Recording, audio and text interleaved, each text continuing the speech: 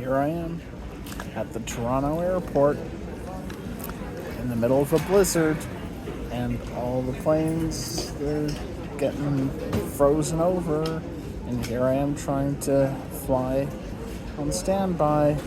Been transferred like half a dozen times already, and like I got here for a flight that was like what?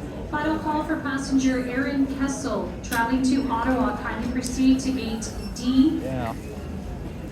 This like I got here at 10 a.m. I think, or maybe 11, and it's nearly 8 right about now. That's when my plane goes off. That's when I gotta go.